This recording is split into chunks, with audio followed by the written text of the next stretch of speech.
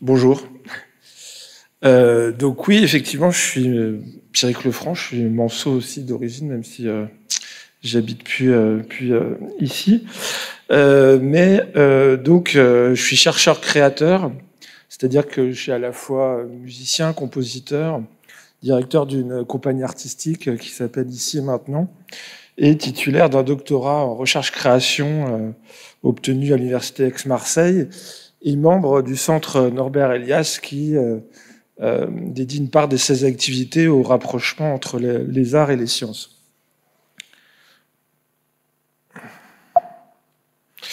Donc, d'abord, j'imagine que vous demandez la recherche-création, qu'est-ce que c'est, et un chercheur-créateur, qu'est-ce que c'est. Donc, il n'y a pas une seule manière d'aborder la recherche-création. Le point commun à chaque fois, c'est d'essayer d'articuler une démarche artistique avec une démarche réflexive et épistémique, c'est-à-dire d'essayer d'articuler l'art et le savoir, et en l'occurrence aussi les savoirs vernaculaires, puisqu'il va être question aujourd'hui de sociétés dites traditionnelles. Alors, je peux en dire plus sur ma propre démarche, hein, la manière dont moi j'aborde la recherche-création. Donc moi, la recherche-création, je l'aborde comme un tiers-espace entre le monde de l'art et le monde de la recherche scientifique. Je dirais, on pourrait dire que c'est aborder les choses par l'expérience vécue, hein, l'engagement in situ et in vivo.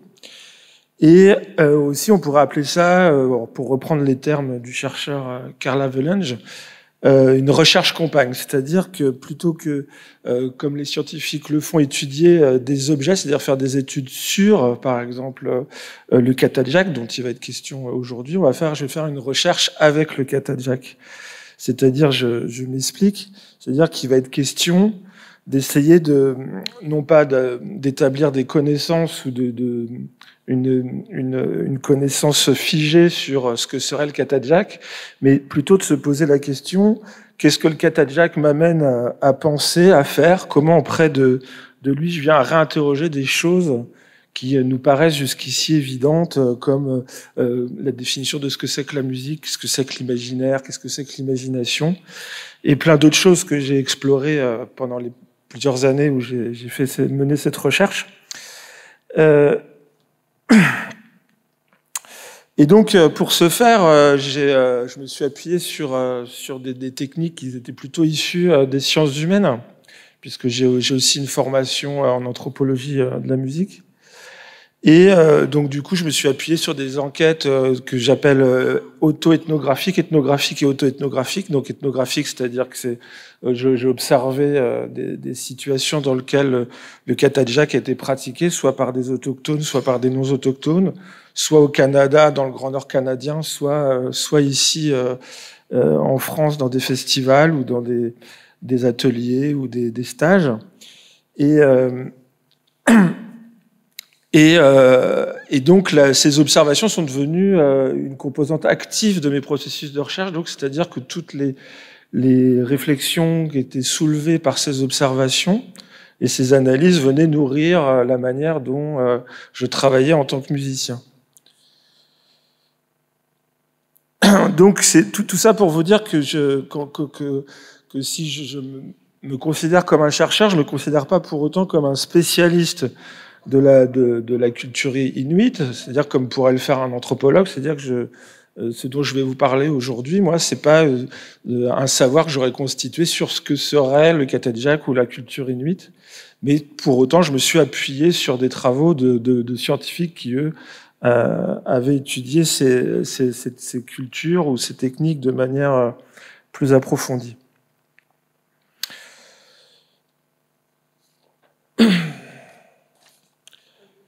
Alors, donc l'idée, en fait, et je m'arrêterai là après sur l'aspect méthodologique, mais c'est d'essayer de renouveler une manière de faire et de dire la recherche, c'est-à-dire non seulement en utilisant l'écriture académique ou l'écriture textuelle, mais aussi en utilisant des performances documentaires ou sonores, des expérimentations sonores, des dispositifs participatifs, et ça toujours en essayant de privilégier une implication in vivo, une démarche sensible qui laisse place à l'expérience du corps, par exemple.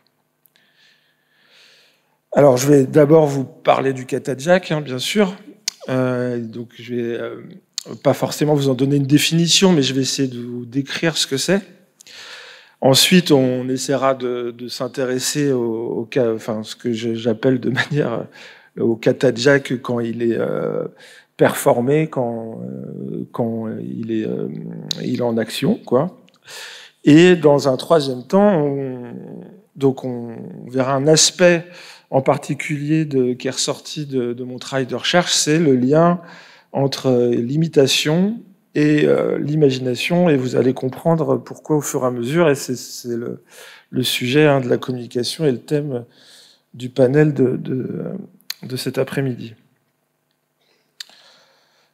Alors, le kata jack, donc, avant même de vous en faire écouter, je peux vous décrire un peu ce que c'est. Donc, c'est généralement exécuté en canon, de femmes face à face, qui émettent des sons en alternance, des sons gutturaux, des sons vocaux, soit inspirés, soit expirés. Et ça produit un allaitement rythmé, mais tout de même harmonieux. Et on a souvent dit que que le kata jack s'était situé entre le cri et le chant. Donc les différents. Alors c'est pour cette raison que je vous ai dit que je n'allais pas vous donner une définition définitive du kata jack, c'est-à-dire qu'il y a certains des interlocuteurs que j'ai rencontrés, qui soient scientifiques, autochtones ou artistes, qui le décrivent soit comme un chant de gorge, soit comme un jeu. Ça, c'est les Inuits eux-mêmes préfèrent dire que c'est un jeu plutôt que toute autre chose. Et il y en a d'autres encore qui vont avancer que ce serait une pratique chamanique qui pourrait avoir aussi des vertus curatives, par exemple. Donc, alors le chant de gorge, on ne sait pas si c'est un chant de gorge, un jeu, une pratique chamanique. On a prétendu que ça avait un lien aussi avec les activités synégétiques, c'est-à-dire avec la chasse, la pratique de la chasse. À la fois, on le décrit comme un partenariat, d'autres fois comme une compétition, ou même comme un don à la communauté. Mais il y a une chose qui ressort et qui va nous intéresser particulièrement aujourd'hui, c'est le fait que la pratique du kata jack est liée à l'imitation des sons de l'environnement, le son des animaux, tous les sons du quotidien, sans justement faire de distinction entre ce qui serait des sons anthropiques ou non anthropiques, ou des sons qui seraient dans l'environnement immédiat du village ou qui seraient à l'extérieur du village. Donc là, je reste d'une certaine manière au niveau d'une définition musicologique ou ethnomusicologique. Et moi, ce qui m'intéresse justement avec vous aujourd'hui, c'est d'essayer de vous emmener un petit peu ailleurs et de s'intéresser à ce que j'aime appeler ce que le kata jack nous fait faire, c'est-à-dire qu'est-ce qu'il nous produit comme réaction, soit en l'exécutant, soit en l'écoutant, ou soit en travaillant, moi en l'occurrence en tant que musicien avec lui. Donc en fait, c'est partir de l'hypothèse qu'il y a quelque chose de culturel en fait dans une technique, c'est-à-dire qu'une technique elle soit pratiquée ici par des occidentaux ou par des Inuits dans le cadre d'un festival ou etc. Il y a quelque chose de culturel, quelque chose qui soit propre à la culture inuite, qui puisse être observable et identifiable dans toute cette diversité de contextes. Donc voilà, donc ça s'appuie sur des donc pour y mettre cette hypothèse, je m'appuie aussi c'est mon hypothèse de travail de départ que j'ai ressenti en tant que musicien en fait, c'est parce que j'ai fait 2 créations au Mans. J'avais pas prévu de parler de ça, mais j'avais fait une création avec des chanteurs mongols au Quinconce l'Espal il y a maintenant plus de 10 ans. Et ensuite, une création donc autour du chant de gorge inuit. Et dans les deux cas, j'ai cette première expérience qui est fondatrice de mon travail de recherche. C'est la sensation que, même sans m'intéresser ou sans évoquer la culture ou mongole ou inuit, le fait de travailler avec ces techniques qui sont si particulières et si différentes de ce qu'on connaît, nous, comme en tant qu'occidentaux, ça induit des déplacements qui font qui nous posent un certain nombre de questions qui nous amènent finalement à réfléchir sur notre propre culture et sur la culture dont sont issues ces pratiques.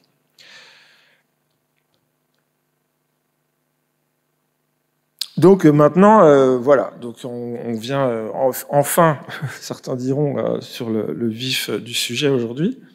Donc le Katajak en action. Donc là, je vais vous faire écouter le Katajak dans une situation. Donc ça, c'est une petite vidéo qui a pas mal circulé sur Internet et que je trouvais intéressante de vous montrer aujourd'hui parce que ça illustre bien un peu tout ce que je vous ai dit jusqu'à maintenant. Voilà.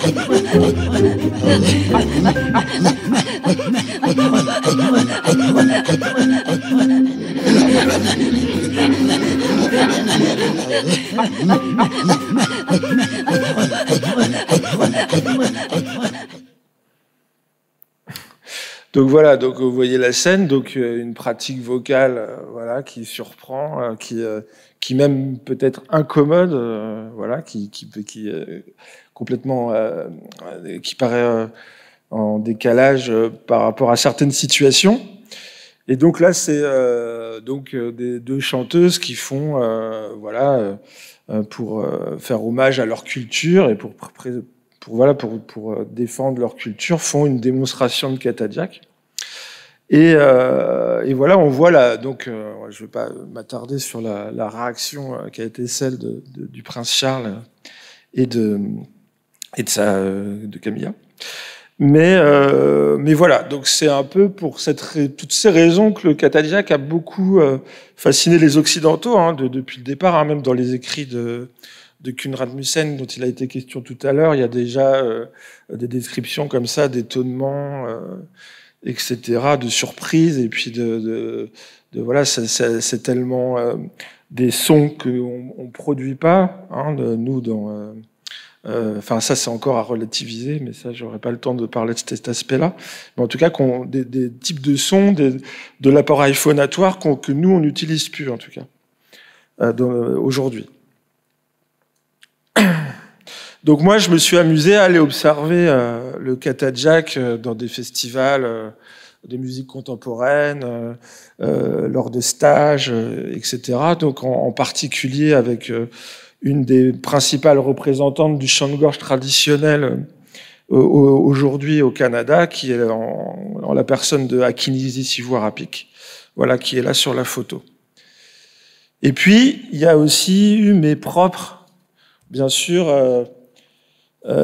expériences, moi, en tant que musicien, avec le Katajak, dont une création qui avait été présentée, c'était juste avant le Covid, entre autres au Mans, où j'avais fait en partie mes résidences au Mans. Et donc là, je vais vous montrer un petit extrait.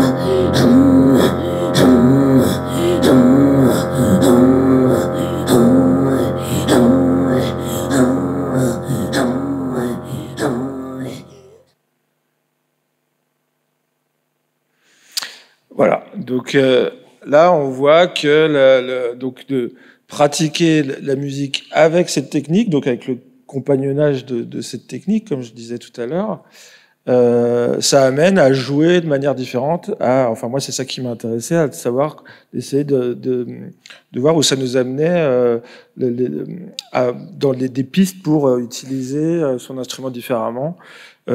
Avoir une autre approche de l'harmonie ou de la mélodie, etc. Donc c'est en partie ce que vous avez pu voir là. Maintenant, j'aimerais m'attarder sur un des aspects en particulier auquel j'étais amené sur lequel j'étais amené à travailler pendant mes plusieurs années de recherche sur le Cata-Jack.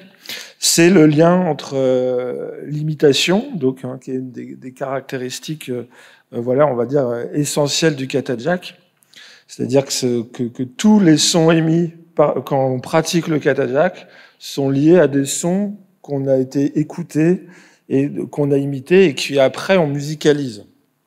Donc ce chemin, il est très important en fait à comprendre, c'est-à-dire que c'est pas une pratique qu'on apprend comme si c'était un répertoire musical, c'est-à-dire qu'on part vraiment des sons qu'on entend et que petit à petit on arrive à ce jeu qui est le Cata-Jack. Donc pour réfléchir sur cette question, je me suis cette fois non pas appuyé sur un transfert de pratique, comme j'ai pu évoquer au début de ma présentation, mais sur un transfert de ce que j'aime appeler un transfert de connaissances. C'est savoir de m'appuyer sur du savoir anthropologique pour faire évoluer ma pratique artistique.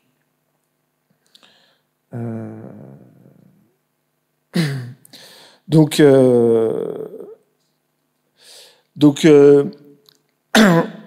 alors, j'ai été amené à réfléchir par exemple, qu'est-ce que nécessite l'imitation? Donc, pour imiter, il faut faire usage, et là, je m'appuie, c'est pas de moi que viennent ces mots, mais je m'appuie sur les travaux théoriques de Charles Stepanov. Pour imiter, il faut donc utiliser son imagination pour essayer de se mettre à la place des autres. Donc, c'est essayer de reconstituer la réalité grâce à son imagination, mais non pas pour imaginer une réalité alternative, mais plutôt pour essayer de coller au plus près de la réalité. Donc ça paraît un peu abstrait comme ça, mais c'est totalement différent de ce qu'on pourrait appeler l'imaginaire, que nous on connaît plus dans le domaine artistique occidental, c'est-à-dire essayer justement d'imaginer des réalités alternatives.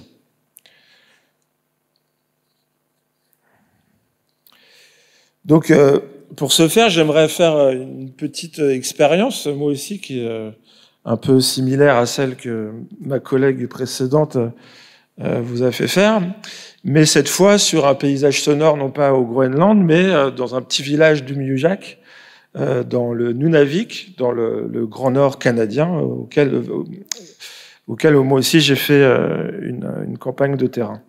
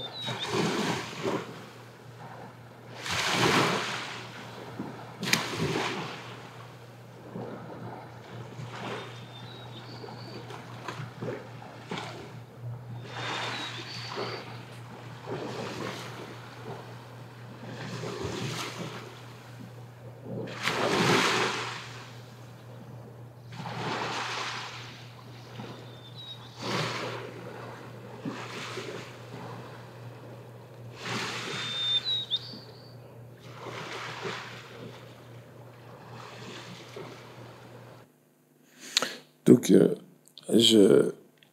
toute la question est de savoir, effectivement, est-ce que nous avons voyagé au Nunavik? C'est une question fondamentale et qui, en fait, le Qatajaq m'a permis auquel le Qatajaq m'a permis de répondre, enfin voilà, d'apporter des éléments de réponse qui étaient pour moi intéressants.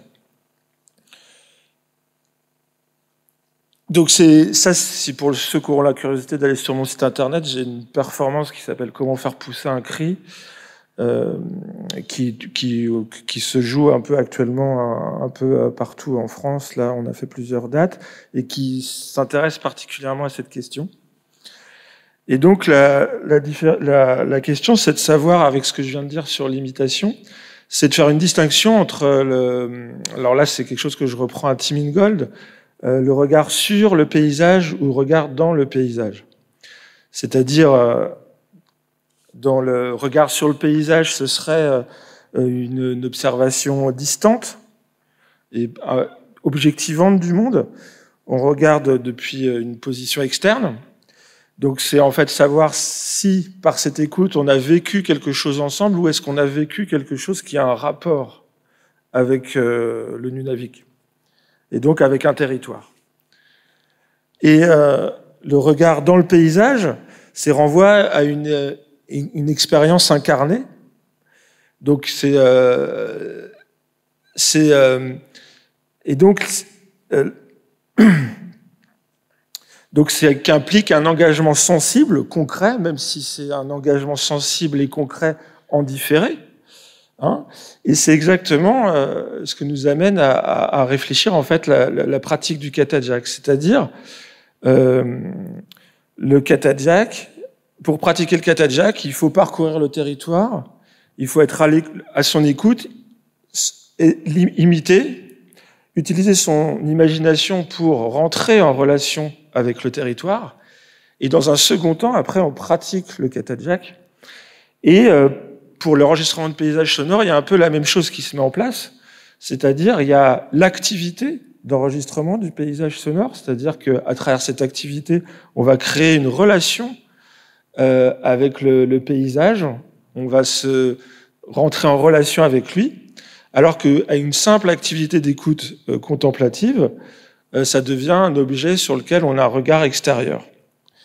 Et du coup, ça m'a intéressé de relier ces deux pratiques, hein, c'est ce que j'ai fait dans mon travail de recherche, où finalement j'en suis arrivé à travailler sur des enregistrements de paysages sonores pour cette raison, pour essayer de vivre, voilà, d'une autre manière ce que c'est que de rentrer en relation avec un territoire et comment cette relation peut, dans le cadre d'un spectacle ou de production artistique, on peut reproduire ou pas ce mécanisme. Donc, ce qui m'a amené dans mes observations que j'ai pu avoir dans le monde du spectacle contemporain en France, donc j'ai pu remarquer que souvent, malgré une volonté d'ouverture sur ces questions et sur sa culture traditionnelle, donc on reste souvent dans des dispositifs distanciés qui posent la question de la capacité réelle qu'on a à relier les individus au monde, c'est-à-dire si on fait l'expérience que nous sommes en train de vivre ici, est-ce qu'on est seulement en train de vivre quelque chose dans une salle, ou est-ce qu'il y a quelque chose du Grand Nord, voilà, qui traverse toutes les écoutes qu'on est en train de faire ensemble?